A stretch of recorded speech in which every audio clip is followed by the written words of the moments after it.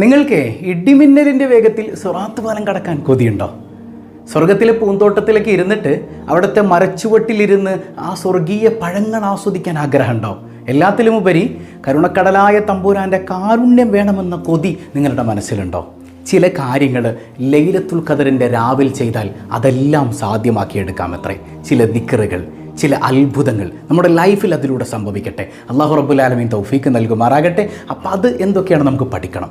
അത് മാത്രമല്ല, എന്തെല്ലാം ചെയ്താലും, നമ്മൾ ഈ പറയാൻ പോണ കാര്യങ്ങളൊക്കെ ചെയ്താലും 4 കൂട്ടർക്ക് ലൈലത്തുൽ ഖദറിൻ്റെ ഒരു പ്രതിഫലം ലഭിക്കില്ല.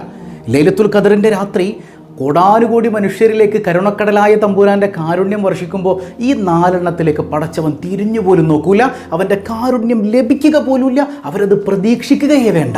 അങ്ങനെയുള്ള 4 വിഭാഗം, അതിൽ പെട്ടുപോകാൻ പാടില്ല. അള്ളാഹു കാത്തുരക്ഷിക്കുമാറാകട്ടെ. അല്ലാഹു റബ്ബുൽ ആലമീൻ ലൈലത്തുൽ ഖദറിലൂടെ വിജയികളായി തീരുന്ന മുഅ്മിനീങ്ങളിൽ നാം ഏവരെയും ഉൾപ്പെടുത്തി അനുഗ്രഹിക്കുമാറാകട്ടെ. അസ്സലാമു അലൈക്കും വറഹ്മത്തുള്ളാഹി വബറകാതുഹു. എന്തൊക്കെയുണ്ട് എല്ലാവരുടെയും വിശേഷം? സന്തോഷമല്ലേ? എവിടെ പുഞ്ചിരിച്ചു കൊണ്ടൊരു അൽഹംദുലില്ലാ പറഞ്ഞ് അൽഹംദുലില്ലാഹി റബ്ബിൽ ആലമീൻ മാഷാ അല്ലാഹ്. ഈ ഒരു ഹംദിൻ്റെ ബറക്കത്ത് കൊണ്ട് ഹൃദ്യമായൊരു പ്രഭാതവും അതിനെ തുടർന്ന് മനോഹരമായൊരു ദിവസവും സമ്മാനമായി തന്ന് കരുണക്കടലായ റബ്ബ് നമ്മെ അനുഗ്രഹിക്കുമാറാകട്ടെ. ഒരുപാട് ദുആ വസിയ്യത്തുകൾ, ധാരാളം ആളുകൾ റിലീഫിലേക്ക് ഹദിയ ചെയ്ത് ദുആ വസിയ്യത്ത് ചെയ്തവർ എല്ലാവരുടെയും സങ്കടങ്ങൾ നീക്കി റാഹത്തായ ജീവിതം നൽകി അള്ളാഹു അനുഗ്രഹിക്കട്ടെ. നിങ്ങളുടെ റിലീഫിലേക്ക് ചെയ്ത ഹദിയയിൽ നിന്ന് അൽഹംദുലില്ലാ ഒരുപാട് ആളുകളിലേക്ക് കിറ്റുകൾ ഈ റമദാനുമായി ബന്ധപ്പെട്ട് നമുക്ക് എത്തിക്കാൻ കഴിഞ്ഞിട്ടുണ്ട്. ഓരോരുത്തരുടെയും മുഖത്ത് കണ്ടൊരു സന്തോഷമുണ്ട്, മനസ്സങ്ങ് നിറഞ്ഞു പോവാൻ. ആ കിറ്റങ്ങ് കൊടുക്കുമ്പോഴേ, ഞാൻ ഇതിൻ്റെ ഇടയിൽ ഒരു മധ്യവർത്തി മാത്രമാണ്. ഞാനതിലേക്ക് ഫണ്ട് ഇട്ടിട്ടുണ്ട്, നിങ്ങളും നൽകുന്നുണ്ട്. എന്നാൽ പോലും നിങ്ങളുടെ ഹദിയകൾ മറ്റുള്ളവരിലേക്ക് എത്തിക്കുന്ന ഒരു മധ്യവർത്തി മാത്രം തന്നെയാണ്.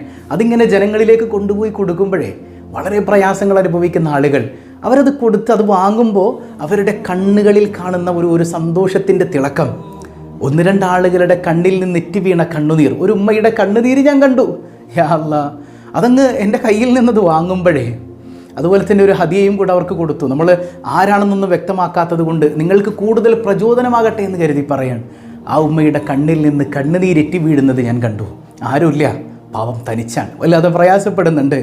അപ്പോൾ ഇങ്ങനെയൊരു കൂട്ടായ്മയുണ്ട് എന്ന് ഞാൻ പറഞ്ഞപ്പോഴേക്കും ഉസ്താദേ ഞാൻ കാണാറുണ്ട് സ്വബാഹുൽ ഹൈർ, ഞാൻ സ്വബാഹുൽ ഹൈർ കുടുംബത്തിൽപ്പെട്ട ആളാണ്, ഉസ്താദിൻ്റെ ദുആയിൽ പങ്കെടുക്കുന്ന ആളാണ്. സ്വബാഹുൽ ഹൈർ കുടുംബത്തിൽ നിന്ന് ഇങ്ങനെയൊരു സഹായം എനിക്ക് കിട്ടുമെന്ന് ഞാൻ ഒരിക്കലും കരുതിയില്ല എന്നൊക്കെ പറഞ്ഞ് എൻ്റെ മുമ്പിൽ പൊട്ടിക്കരഞ്ഞ ഒരു ഉമ്മയുണ്ട്. അൽഹംദുലില്ലാ, അതിൻ്റെയൊക്കെ ഫലം ആർക്കാ? നൽകിയ ഓരോരുത്തർക്കുമാണ്. യാ അല്ലാ, നമുക്ക് എല്ലാവർക്കും അത് കിട്ടുകയാണ്. ഒരു പാവപ്പെട്ടവരിലേക്ക് നമ്മൾ കൊടുക്കുന്ന ഹദിയയിലൂടെ അവരുടെ കണ്ണുനീരൊപ്പം നമുക്ക് പറ്റിയിട്ടുണ്ടെങ്കിൽ നമ്മുടെ കണ്ണുനീർ കരുണക്കടലായ തമ്പുരാൻ ഒപ്പിത്തരൂലേ? ഉറപ്പല്ലേ? നമ്മുടെ കണ്ണുനീരൊപ്പമെന്നല്ല, കണ്ണുനീർ വരാതെ നമ്മളെ പ്രൊട്ടക്റ്റ് ചെയ്യാൻ കഴിയുന്നവനാണ് റബ്ബുൽ ആലമീൻ. അല്ലാഹു റബ്ബുൽ ആലമീൻ പ്രയാസങ്ങൾ സഹിക്കുന്ന ഒരുപാട് ആളുകളെ ചേർത്ത് പിടിക്കാൻ നമുക്ക് തൗഫീക്ക് നൽകി അനുഗ്രഹിക്കുമാറാകട്ടെ. അപ്പോൾ ലൈലത്തുൽ ഖദർ പ്രതീക്ഷിക്കപ്പെടുന്ന വളരെയേറെ ശ്രേഷ്ഠതയുള്ളൊരു രാവ് കടന്നു വരികയാണ്. 23-ാമത്തെ രാവ് അല്ലേ? 23-ാം രാവിനാണ് ലൈലത്തുൽ ഖദർ എന്ന് പറഞ്ഞ മഹാന്മാർ വേറെയുണ്ട്. ഒന്നാലോചിച്ച് നോക്ക്. അതായത് 27-ാം രാവ് എന്ന് മാത്രമല്ല, 23-ാം രാവിനാണ് ലൈലത്തുൽ ഖദർ എന്ന് പറഞ്ഞ അള്ളാഹുവിൻ്റെ മഹാരഥന്മാരുമുണ്ട്. അങ്ങനെ ഉണ്ടായിരിക്കും, നമ്മൾ എന്തിനും നഷ്ടപ്പെടുത്തി കളയണം. പക്ഷേ ചില ആളുകൾക്ക് ലൈലത്തുൽ ഖദറിൻ്റെ പുണ്യം ലഭിക്കൂല. ലൈലത്തുൽ ഖദറിൻ്റെ പ്രതിഫലം എന്താ? ഞാൻ കഴിഞ്ഞതിന് മുമ്പത്തെ ദിവസം പറഞ്ഞത് നിങ്ങൾ ഓർക്കുന്നില്ലേ? അള്ളാഹിൻ്റെ ഹബീബ് സല്ലല്ലാഹു അലൈഹി വസല്ലം തങ്ങൾ ഇങ്ങനെ സ്വഹാബത്തിനോട് ശമഊനുൽ ഗാസിയെക്കുറിച്ച് പറയണം. റളിയല്ലാഹു അൻഹു വലിയ ഔലിയാക്കളിൽപ്പെട്ട മഹാനാണ്. മഹാനവർകളിങ്ങനെ അള്ളാഹുവിൻ്റെ ശത്രുക്കളോട് ഒരു ഒട്ടകത്തിൻ്റെ താടിയെല്ല് വെച്ചാൽ യുദ്ധം ചെയ്യണേ. അല്ലാഹു റബ്ബുൽ ആലമീൻ ആ താടിയെല്ലിൻ്റെ ഒരു ഭാഗത്ത് നിന്ന് കുടിക്കാനുള്ള വെള്ളവും കഴിക്കാനുള്ള മാംസവും കറാമത്തായിട്ട് ആ മനുഷ്യൻ ഇങ്ങനെ കൊടുക്കുന്നുണ്ട്. അങ്ങനെ 1000 മാസം നിന്ന് പോരാടിയ മനുഷ്യൻ വീട്ടിലേക്കെത്തി. അദ്ദേഹത്തെ തോൽപ്പിക്കാൻ പറ്റുന്നില്ല ശത്രുക്കൾക്ക്. അപ്പോൾ അദ്ദേഹത്തിൻ്റെ ഭാര്യയെ ഇവരിങ്ങനെ കൺവിൻസ് ചെയ്യാണ്. ഭാര്യയെ തങ്ങളുടെ ഭാഗത്താക്കിയിട്ട് പറഞ്ഞു, നിങ്ങൾക്ക് അംവാലൻ കസീറ, നിനക്ക് ഒരുപാട് പൈസ ഞങ്ങൾ തരാം, ഒരുപാട് സമ്പത്ത് തരാം, നിന്നെ കോടീശ്വരിയാക്കാൻ മോളെ, നിൻ്റെ കെട്ടിയവനെ ഒന്ന് പിടിച്ചു തന്നാൽ മതി. അപ്പോൾ അള്ളാഹുവിൻ്റെ യഥാർത്ഥ മതത്തിൽ വിശ്വസിക്കാതെ അത്രത്തോളം ഈമാനില്ലാതിരുന്ന ആ പെണ്ണ് അതിൽ വീണു പോവാണ്. അവരെന്ത് ചെയ്യുന്നു എന്ന് വെച്ചാൽ, രാത്രിയിൽ ശത്രുക്കൾ കൊടുത്ത നല്ല കട്ടിയുള്ള കയറുണ്ട്, അതുകൊണ്ട് ഉറങ്ങിക്കിടന്ന ശമഊനുൽ ഗാസി റളിയല്ലാഹുവിനെ വിരിഞ്ഞിങ്ങനെ കെട്ടുകയാണ്. രാവിലെ എഴുന്നേൽക്കുമ്പോൾ ശമഊനുൽ ഗാസി തങ്ങൾ ചോദിക്കുന്നുണ്ട്, ഇതെന്താ കാണിച്ചു ചോദിക്കുന്നത്? ഇതാരാ ചെയ്തത്? ഞാനാണ്, വേറെ വഴിയില്ലല്ലോ, ഞാനാണ് ചെയ്തത്. അപ്പോൾ എന്തിനാണ് നീ ഇങ്ങനെ ചെയ്തത്? മഹാനവർകൾ എഴുന്നേറ്റ് ഇങ്ങനെ അങ്ങോട്ട് കൈ കാണിച്ചപ്പോഴത്തേക്കും സംഭവം പൊട്ടി അങ്ങോട്ട് പോയി. അത്ര ഭയങ്കര ശക്തനാണ് ആള്. നീ എന്തിനാണ് ചെയ്തത്? നിങ്ങളുടെ ശക്തി ഒന്ന് പരിശോധിക്കാൻ വേണ്ടിയിട്ടാണ്. എന്നാൽ കുഴപ്പമില്ല മോളെ എന്ന് പറഞ്ഞു. എന്നാൽ കുഴപ്പമില്ല. അപ്പോൾ ഇത് ശത്രുക്കൾ അറിഞ്ഞു. രഹസ്യമായിട്ട് നല്ല ഇരുമ്പിൻ്റെ ചങ്ങല കൊടുക്കുകയാണ്. ഇരുമ്പിൻ്റെ ചങ്ങല കൊടുക്കണം, ഇത് വെച്ചങ്ങ് പൂട്ടിക്കോ, ഇനി അവൻ എണീക്കില്ല. അങ്ങനെ പിറ്റേന്ന് രാത്രി മഹാനവറുകൾ ഉറങ്ങുമ്പോൾ ചങ്ങലക്ക് ബന്ധിക്കുകയാണ് ശമൂറുൽ ആസീതങ്ങളെ, കട്ടിലിനോട് ചേർത്ത് ബന്ധിക്കുന്നുണ്ട്. രാവിലെ എഴുന്നേറ്റപ്പോൾ മൂപ്പരിങ്ങനെ കയ്യങ്ങ് കാണിച്ചപ്പോഴത്തേക്കും ചങ്ങല അങ്ങോട്ട് പൊട്ടിപ്പോയി. ഇതാരാണ് ചെയ്തത്? ഞാനാണ്. അപ്പോഴും വേറെ വഴിയില്ലല്ലോ, നിങ്ങളുടെ ശക്തി പരിശോധിക്കാൻ വേണ്ടി ചെയ്തതാണ്. മഹാനവറുകൾ അതും വിശ്വസിച്ചിരുന്നു. അപ്പോൾ മഹാനവരോട് ചോദിക്കുന്നുണ്ട്, ഇതെന്താണ് നിങ്ങൾക്ക് ഇത്ര ശക്തി? നിങ്ങളപ്പോൾ തോൽപ്പിക്കാൻ പറ്റൂലേ? നിങ്ങളുടെ ശക്തി ഇതെന്തിലാണ്? അപ്പോൾ മഹാനവറുകൾ പറയുന്നുണ്ട്, മോളെ എൻ്റെ ശക്തി, എന്നെ ഒരു സാധനം കൊണ്ട് ബന്ധിച്ചാലേ എന്നെ തോൽപ്പിക്കാൻ പറ്റുള്ളൂ, അതെൻ്റെ മുടിയാണ്. നല്ല നീളമുള്ള മുടി ഉണ്ടായിരുന്നു മഹാനവറുകൾക്ക്.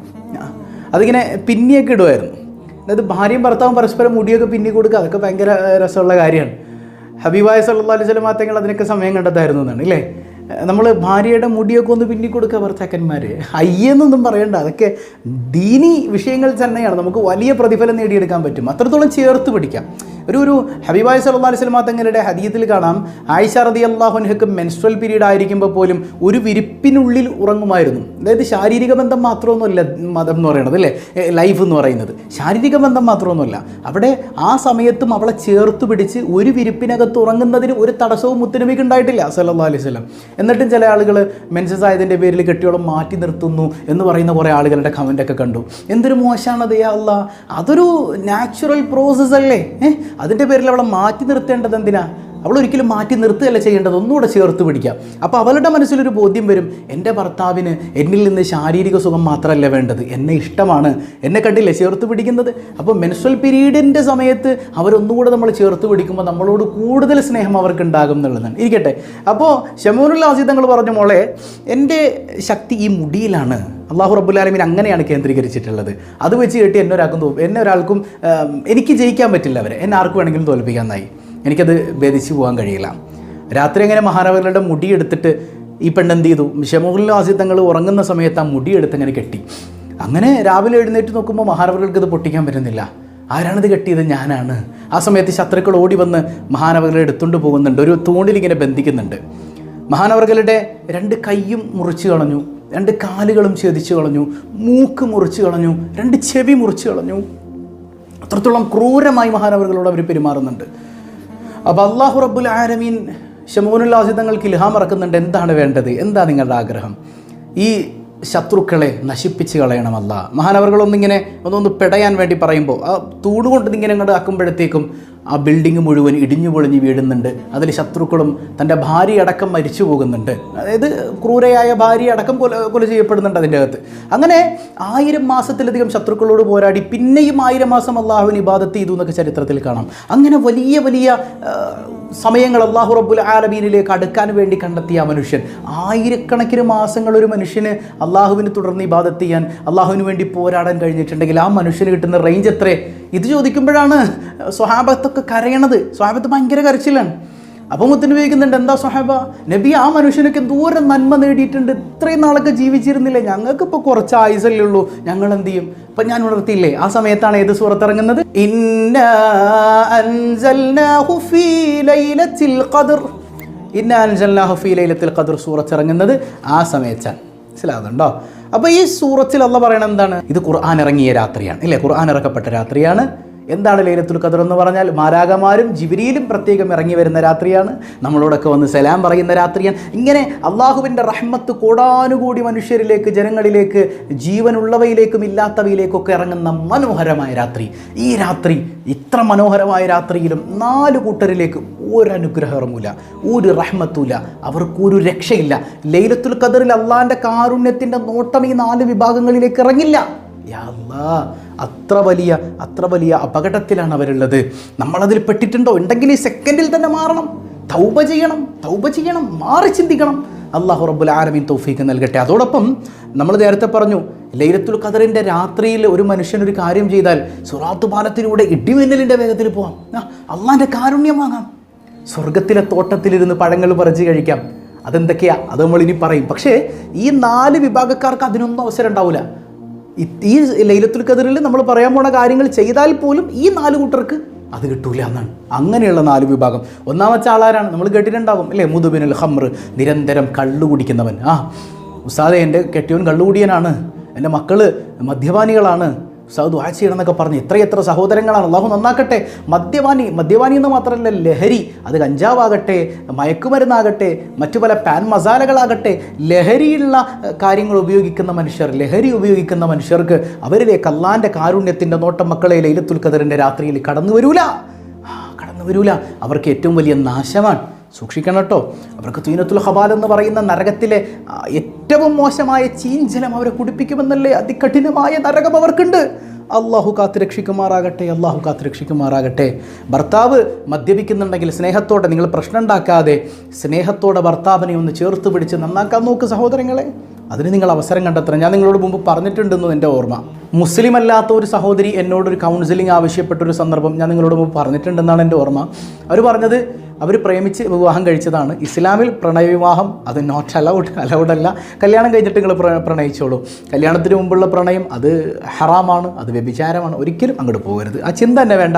അങ്ങനെ പ്രണയിക്കുന്നവരുണ്ടെങ്കിൽ ആ പ്രണയം അങ്ങോട്ട് മാറ്റി വെച്ചോളൂ. കല്യാണം കഴിഞ്ഞിട്ട് നിങ്ങൾ പ്രണയിക്കൂ, അള്ളാഹു അതിൽ ബർക്കത്ത് ഇരിക്കട്ടെ. ഇവർ പ്രണയിച്ച് വിവാഹം കഴിച്ചതാണ്. വീട്ടുകാരെയൊക്കെ എതിർത്ത് ഭയങ്കര അടിപൊളിയായിട്ട് വിവാഹം കഴിച്ച് കുറച്ചിങ്ങനെ പോയി, ഭയങ്കര ഹാപ്പി ആയിരുന്നു, കുഞ്ഞൊക്കെ ആയി. പിന്നീട് പതിയെ ഭർത്താവ് കള്ളുകുടിയനായി, ഭയങ്കരമായിട്ട് മദ്യപിക്കുന്നു, എന്നോട് ഭയങ്കര ദേഷ്യപ്പെടുന്നു. എനിക്കിപ്പോൾ എൻ്റെ പഴയ ഭർത്താവിനെ തിരിച്ചു കിട്ടാൻ ഞാൻ എന്ത് ചെയ്യണം? അങ്ങനെ ഞാൻ കുറച്ച് കാര്യങ്ങളൊക്കെ പറഞ്ഞു കൊടുത്തു. നിങ്ങൾ ആ വീഡിയോ കണ്ടിട്ടില്ലെങ്കിൽ നമ്മുടെ ചാനലിൽ എവിടെയെങ്കിലും ഉണ്ടാകും, ഞാൻ നോക്കട്ടെ. പറ്റുകയാണെങ്കിൽ അതിൻ്റെ ലിങ്ക് ഞാൻ ഇട്ട് തരാം. അതിൻ്റെ താഴെ ഉണ്ടാവും. നമ്മുടെ ചാനലിൻ്റെ ഫസ്റ്റ് കമൻറ്റിൽ ഞാൻ പിൻ ചെയ്ത് വെച്ചേക്കാം, നിങ്ങളൊന്ന് കണ്ടു നോക്കാം. അങ്ങനെ ഞാൻ ചില കാര്യങ്ങളൊക്കെ പറഞ്ഞു. അവരുടെ ലൈഫിൽ അത് അപ്ലൈ ചെയ്ത് നോക്കി. അവരൊന്ന് ചേർത്ത് പിടിച്ചപ്പോൾ ആ ഭർത്താവിന് വന്ന മാറ്റം അത് അത്ഭുതകരമായ മാറ്റം ആ ഭർത്താവിന് ഉണ്ടായി എന്നുള്ളതാണ്. സുബ്ഹാനല്ലാഹ്. അങ്ങനെ അവർ സന്തോഷത്തോടെ രണ്ടുപേരും കൂടെ എന്നെ കാണാൻ വന്നിരുന്നു. അപ്പോൾ ഞാൻ പറയുന്നത്, ചില ഘട്ടങ്ങളിലൊക്കെ ഭാര്യമാരൊന്ന് ചേർത്ത് പിടിച്ചാൽ ഭർത്താക്കന്മാർ നന്നാകും. അള്ളാഹു നന്നാക്കി തരട്ടെ.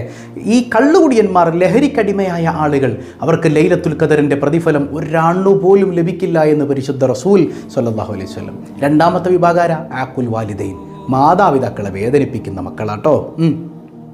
ഈ റമദാൻ എത്തിയിട്ട് പോലും ഉമ്മാൻ്റെ മുഖത്തൊരു പുഞ്ചിരി കാണണമെന്നോ ഉപ്പാടെ മുഖത്തൊരു പുഞ്ചിരി കാണണമെന്നോ ആഗ്രഹിക്കാത്ത മക്കളെ, നിങ്ങൾക്ക് അള്ളാഹുവിൻ്റെ ലൈലത്തുൽ ഖദറിൽ ഒന്നും കിട്ടൂല. നിങ്ങൾ 24 മണിക്കൂറും പള്ളിയിൽ പോയി കിടന്നുറങ്ങിയാലും എത്തിക്കാഫ് ഇരുന്നാലും എന്ത് സ്വതക്ക ചെയ്താലും എന്ത് സക്കാത്ത് ചെയ്താലും അള്ളാഹ്ക്കത് വേണ്ട. പടച്ചോനങ്ങ് കുപ്പത്തൊട്ടിയിലേക്ക് വലിച്ചെറിയും. ഉമ്മാടെയും വാപ്പാടെയും കാലിൻ്റെ അടിയിലാട്ടോ സ്വർഗം. ഉമ്മാനെയും വാപ്പാനെയും വേദനിപ്പിച്ചിട്ട് നിങ്ങൾ എന്തമല് ചെയ്തിട്ടും കാര്യമില്ല. അവർ നിങ്ങളെ വേദനിപ്പിച്ചാലും നിങ്ങൾ അവരെ വേദനിപ്പിക്കണ്ട. അവർ നിങ്ങളെ വേദനിപ്പിച്ചാൽ അള്ളാഹ് അവർക്കത് കൊടുത്തോളും. നിങ്ങൾ അവരെ വേദനിപ്പിക്കണ്ട. എത്ര ആളുകൾ കഴിഞ്ഞ ദിവസം തന്നെ കഴിഞ്ഞ കുറച്ച് ദിവസങ്ങൾക്ക് മുമ്പ് ഭാര്യയുടെ വാക്ക് കേട്ട് അവൻ എന്നെ വേദനിപ്പിക്കുന്നു ഉസ്താദെ എന്ന് പൊട്ടിക്കരഞ്ഞൊരുമ്മ. യാ അല്ലാഹ്, ചിന്തിച്ചു നോക്ക്. അതുപോലെ തന്നെ മറ്റൊരു ഉമ്മ പറഞ്ഞത്, ഉസ്താദെ എൻ്റെ മരുമകൾ ഞങ്ങൾക്ക് ഭയങ്കര സ്നേഹമായിരുന്നു, മരുമോള് മരിച്ചുപോയി. എന്നിട്ട് ആ മരുമകളെ കുറിച്ച് അമ്മായിയമ്മ പറയണം എന്ത് സ്നേഹത്തോടെയാണ്. പക്ഷേ അവരുടെ മകൻ 2ാമത് വിവാഹം കഴിച്ചു. മരുമകൾ മരണപ്പെട്ടു പോയതിനു ശേഷം അത്രത്തോളം അവർക്കിടയിൽ സ്നേഹം ഉണ്ടാക്കിയൊരു മരുമോളായിരുന്നു, മരിച്ചുപോയി. 2ാമത് മകൻ വിവാഹം കഴിച്ചതിന് ശേഷം ഈ ഉമ്മയിൽ നിന്നും ബാപ്പയിൽ നിന്നും ആ മകനെ അടർത്തിക്കൊണ്ടുപോയി ജീവിക്കുന്ന ഒരു മകളായി മാറി. ആ മകനെ ഉമ്മാനെയും ബാപ്പാനെയും നോക്കണില്ല. വയസ്സാം കാലത്ത് നല്ലൊരു ഉമ്മായും ബാപ്പായും. യാ അല്ലാഹ്. അപ്പോൾ എൻ്റെ പ്രിയപ്പെട്ടവൾ പറയുന്നുണ്ട്, കാക്ക നമുക്കവരെ ദത്തെടുത്താലോ? അതായത് അത്രത്തോളം ഇപ്പം എൻ്റെ വാപ്പായും ഉമ്മായും മരണപ്പെട്ടു പോയി. എൻ്റെ ഉമ്മ വളരെയധികം സന്തോഷത്തോടെ താല്പര്യപ്പെട്ട് എൻ്റെ പ്രിയപ്പെട്ടവളെ പോയി പെണ്ണ് കണ്ടു. അങ്ങനെ ഇഷ്ടപ്പെട്ട്, ഉമ്മക്ക് ഭയങ്കര ഇഷ്ടമായിരുന്നു അവളെ. പക്ഷേ ഞങ്ങളുടെ നിക്കാഹിൻ്റെ അന്നാണ് ആക്സിഡൻറ്റിൽ എൻ്റെ ഉമ്മ മരിക്കണത്. നിക്കാഹിൻ്റെ അന്ന് ഇങ്ങോട്ട് കൂട്ടിക്കൊണ്ടുവന്നിട്ട് പോലുമില്ല. അതുകൊണ്ട് എൻ്റെ ഉമ്മയുടെ കൂടുതൽ ഒരു സ്നേഹ പരിചരണം ഒന്ന് അനുഭവിക്കാൻ എൻ്റെ പ്രിയപ്പെട്ടവൾക്ക് അവസരം കിട്ടിയിട്ടില്ല എന്നുള്ളതാണ്. പക്ഷെ അപ്പോൾ അതുകൊണ്ട് തന്നെ ഇവിടെ ഒരു ഉമ്മയുണ്ടെങ്കിൽ എന്നുള്ളൊരു കൊതി സ്വാഭാവികമാണല്ലോ, മനുഷ്യർക്കുണ്ടാവും. അപ്പോൾ എനിക്ക് തന്നെ എൻ്റെ ഉമ്മാനെ സ്നേഹിച്ച് കൊതി തീർന്നിട്ടില്ല. എനിക്ക് എത്ര വയസ്സുണ്ടായിരുന്നു? 23 വയസ്സുള്ളപ്പോഴാണ് എൻ്റെ ഉമ്മ മരണപ്പെടുന്നത്. ഞാൻ 23 വയസ്സിലാണ് കല്യാണം കഴിക്കുന്നത്, 23ാമത്തെ വയസ്സിൽ. അപ്പോൾ എന്നാണ് ഉമ്മ മരണപ്പെടുന്നത്. അള്ളാഹു അവർക്ക് മഗ്ഫിറത്ത് കൊടുക്കട്ടെ. അപ്പോൾ എൻ്റെ പ്രിയപ്പെട്ടവരെ, നമുക്ക് ആ ഉമ്മാനെയും വാപ്പാനെയും ദത്തെടുത്താലും എന്നൊക്കെ ഇങ്ങനെ പറയാറുണ്ട്. യാ അല്ലാഹ്. അപ്പോൾ അത്ര നല്ലൊരു ഉമ്മയും വാപ്പയും നമുക്ക് സംസാരിക്കുമ്പോൾ തന്നെ മനസ്സിലാവും. പക്ഷേ മരുമകളുടെ വാക്ക് കേട്ട് മകൻ ഉമ്മായും വാപ്പയിൽ നിന്നും മാറിക്കളഞ്ഞു. അവരോടൊരു കോണ്ടാക്റ്റും ഇല്ല, അവർക്ക് വേണ്ടത് ചെയ്തു കൊടുക്കുന്നില്ല, സ്നേഹത്തോടെ പെരുമാറുന്നില്ല, ആകപ്പാടെ മാറിപ്പോയി. യാ അല്ലാഹ്. എന്നിട്ടും ആ മകന് വേണ്ടിയിട്ട് ദുആ ചെയ്യുന്ന ഉമ്മായും വാപ്പായും ചിന്തിച്ചു നോക്കി. അതായത് ഉമ്മാനെയും വാപ്പാനെയും വേദനിപ്പിച്ചിട്ട് മക്കളെ നിങ്ങൾ എന്ത് നന്മ ചെയ്താലും നിങ്ങൾക്ക് ലൈലത്തുൽ ഖദർ ലഭിക്കില്ല എന്ന് പരിശുദ്ധ റസൂലുള്ളാഹി സ്വല്ലല്ലാഹു അലൈഹി വസല്ലം. അവരുടെ മുഖത്തൊരു പുഞ്ചിരി കണ്ടാലുണ്ടല്ലോ അള്ളാഹുവിൻ്റെ കാരുണ്യം നമ്മുടെ മേത്തോട്ട് വരും. ഞാനന്ന് പറഞ്ഞു തന്നില്ലേ നിങ്ങൾക്ക്, നമുക്ക് അമ്മാടെയും വാപ്പാടെയും മുഖത്തൊരു പുഞ്ചിരി വരുത്താൻ റമദാൻ മാസത്തിൽ കഴിഞ്ഞിട്ടുണ്ടോ? കരുണക്കടലായ തമ്പുരാൻ്റെ കാരുണ്യത്തിൻ്റെ നോട്ടം നമ്മിലേക്കെത്തും. ഉറപ്പാണ്. അതിലപ്പുറം നമുക്ക് എന്താ വേണ്ടേ? അതിലപ്പുറം വേണ്ടടോ. ഹമലത്സുഹു ഉമ്മുഹു വഹ്നൻ അലാ വഹ്ൻ. നിൻ്റെ ഉമ്മ നിന്നെ ഗർഭം ചുമന്ന ആ കഷ്ടപ്പാടുകളൊക്കെ ഓർത്താൽ തന്നെ എങ്ങനെയാണ് അവരെ തട്ടിക്കളിക്കാൻ പറ്റണം നിനക്ക്? അങ്ങനെ തട്ടിക്കളിക്കുന്ന മക്കളുണ്ടെങ്കിൽ ഓർത്തോ, ആഖിറത്തിലേക്കൊന്നും പോകണ്ട, ദുനിയാവിൽ കിടന്ന് നരകിക്കും. മുത്ത് റസൂലിൻ്റെ വാക്ക. ആഖിറത്തിലേക്ക് പോകണ്ടോ, ആഖിറത്തിൽ കൊടിയതാബ് വേറെ ഉണ്ട്. ഈ ദുനിയാവിൽ കിടന്ന് നരകിച്ചു തുടങ്ങും. അനുഭവിക്കാണ്ട് മരിക്കൂല, കിടന്ന് പുഴുത്ത് ചാവുന്ന അവസ്ഥ ഉണ്ടാവും. ഉമ്മാനെയും വാപ്പാനെയും വേദനിപ്പിക്കുന്ന മക്കളെ ഓർത്തോ, നെഞ്ചത്ത് കൈവച്ചോർത്തോ. ഇനി എന്നെ കേൾക്കുന്ന സഹോദരിമാരുണ്ടെങ്കിൽ, നിങ്ങളുടെ ഭർത്താവിനെ അവരുടെ ഉമ്മയിൽ നിന്നും വാപ്പയിൽ നിന്നും തെറ്റിക്കാൻ നോക്കുന്നവരാണോ നിങ്ങൾ? ആണുങ്ങളോട് പറയട്ടെ, നിങ്ങളുടെ ഭാര്യയെ അവളുടെ ഉമ്മയിൽ നിന്നും വാപ്പയിൽ നിന്നും തെറ്റിക്കാൻ നോക്കുന്നവരാണോ നിങ്ങൾ? അങ്ങനെ നോക്കുന്ന മക്കളെ നിങ്ങൾക്ക് സന്തോഷം അനുഭവിക്കാൻ കഴിയില്ല. നിങ്ങൾ ആരുമില്ലാതെ തുണയില്ലാതെ കിടന്ന് പിടഞ്ഞു മരിച്ചു പോകുന്നൊരവസ്ഥ ഉണ്ടാവും. വാപ്പാനെ ഉമ്മാനെ നിങ്ങൾ ഒറ്റപ്പെടുത്തിയാൽ നിങ്ങളെ അള്ളാഹു ഒറ്റപ്പെടുത്തും. ഉറപ്പാണ്. കമാ തദീനു തുദാൻ. എന്താണോ നിങ്ങൾ അള്ളാഹിനോട് ചെയ്യണത് അതാണ് അള്ളാഹു നിങ്ങളോടും ചെയ്യുക. അള്ളാഹു കാത്തുരക്ഷിക്കുമാറാട്ടെ. അപ്പോൾ പറഞ്ഞു വന്ന വിഷയം നീട്ടിക്കൊണ്ടു പോകണില്ല. ആഖുൽ വാലിദൈൻ, മാതാപിതാക്കളെ വേദനിപ്പിക്കുന്നവർക്ക് ലൈലത്തുൽ ഖദറിൻ്റെ ഒരു ഫലവും ലഭിക്കില്ല. മൂന്നാമത്തേത് ഖാത്തിഉർ റഹിം. അതിൻ്റെ ഒരു ഭാഗം തന്നെയാണ് അല്ലേ, കുടുംബ ബന്ധം വിച്ഛേദിക്കുന്നവർ. കുടുംബക്കാരോടൊരു ബന്ധമില്ല. ഞാൻ ചെറുതല്ലേ മൂത്തോര് വിളിക്കട്ടെ, അല്ലെങ്കിൽ ചില ആൾക്കാർ വേറെ ന്യായം കണ്ടെത്തും, ഞാൻ വലുതല്ലേ ഇളയൊരു വിളിക്കട്ടെ, ഇളയാളുകൾ വിളിക്കട്ടെ. അങ്ങനെയൊന്നുമില്ല. ചെറുപ്പം വലിപ്പമൊന്നും അതിൽ നോക്കണ്ട. കുടുംബബന്ധം ചേർക്കുക. എത്ര പേരെ കുടുംബബന്ധത്തിന് വാല്യൂ കൊടുക്കുന്നവർ.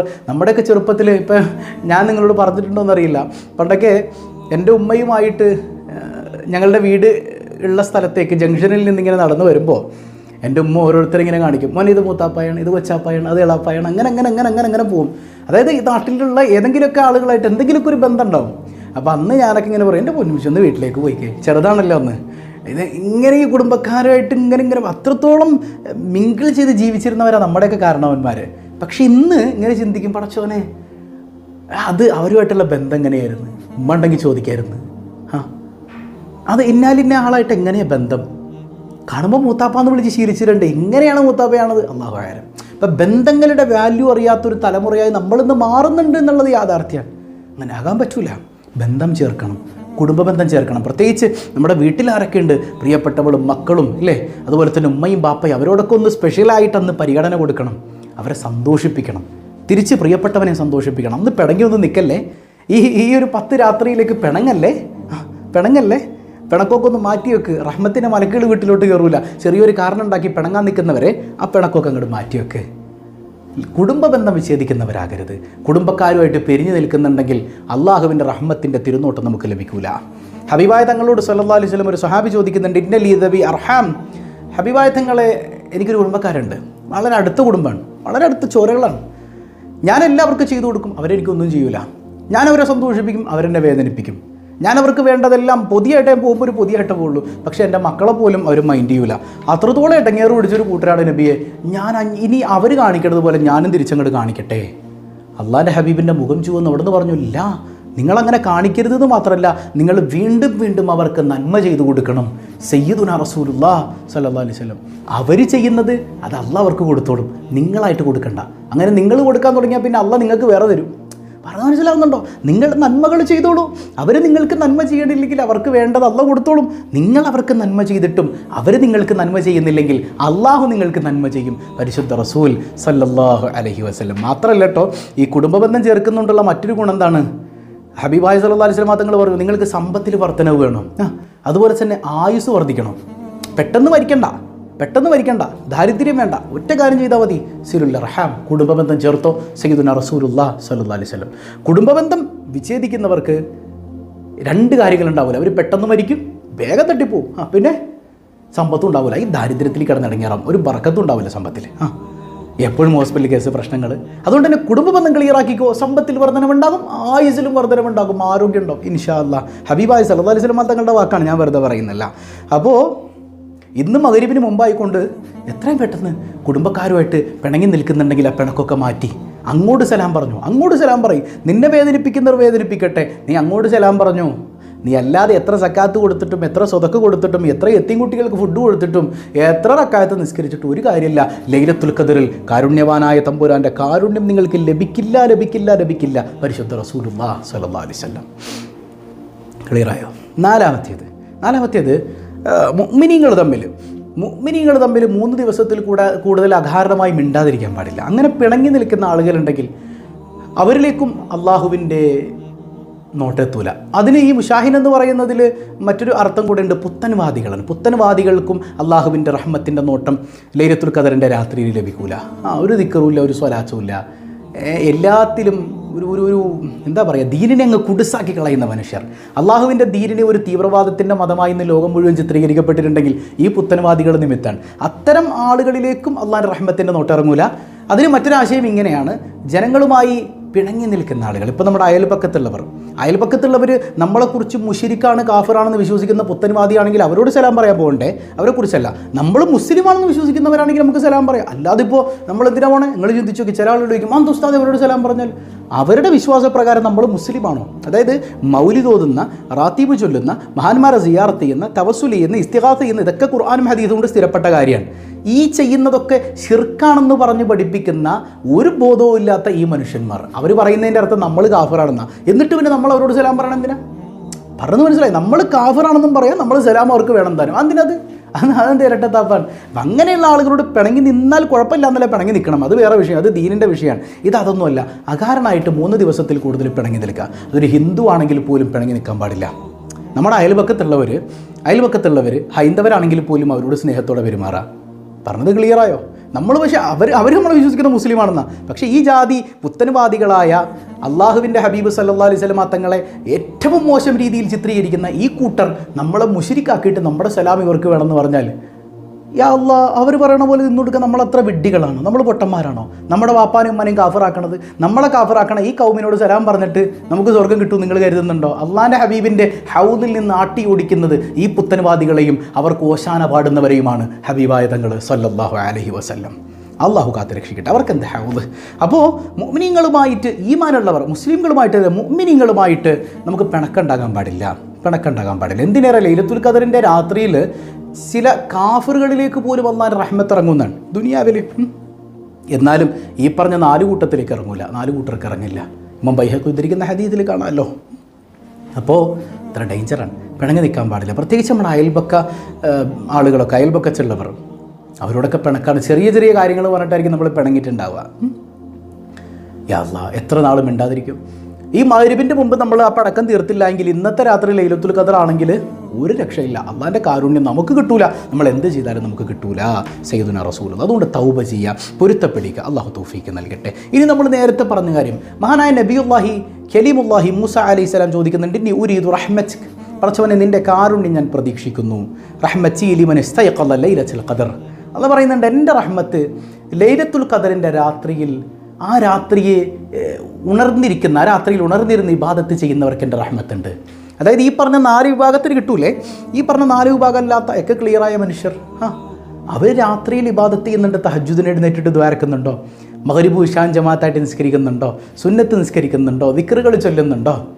അവർക്ക് എൻ്റെ റഹ്മത്തുണ്ട്. അല്ലാഹു റബ്ബുൽ ആലമീൻ. അപ്പോൾ ചോദിക്കുന്നുണ്ട് മൂസാ നബി, മിന്നൽ വേഗത്തിൽ സുറാത്ത് പാലത്തിലൂടെ കടക്കാൻ എനിക്ക് കൊതിയുണ്ടല്ല, ഞാൻ എന്ത് ചെയ്യണം? അല്ലാഹു പറയുന്നുണ്ട്, ദാലിക ലിമൻ യതസദ്ദഖ ബിലൈലത്തിൽ ഖദർ. ലൈലത്തുൽ ഖദറിൻ്റെ രാത്രിയിൽ സ്വതക്ക ചെയ്യുന്ന മനുഷ്യർ ഇടിമിന്നലിൻ്റെ വേഗത്തിൽ സ്വർഗത്തിൽ കിടക്കും. യാ അല്ലാഹ്, ഞാനിങ്ങനെ ചിന്തിച്ചു പോവാണ്. ഞാൻ കൂടുതലും ഈ ലൈലത്തുൽ ഖദർ പ്രതീക്ഷിക്കുന്ന രാത്രികളിലേക്ക് കൊടുക്കാൻ ആഗ്രഹിക്കുന്ന ആളാണ്. കാരണം എന്താണെന്ന് വെച്ചാൽ അന്നത്തെ രാത്രി ഈ ലൈലത്തുൽ ഖദർ ആണെങ്കിൽ അള്ളാഹു നമുക്ക് തരുന്ന പ്രതിഫലം എന്താ?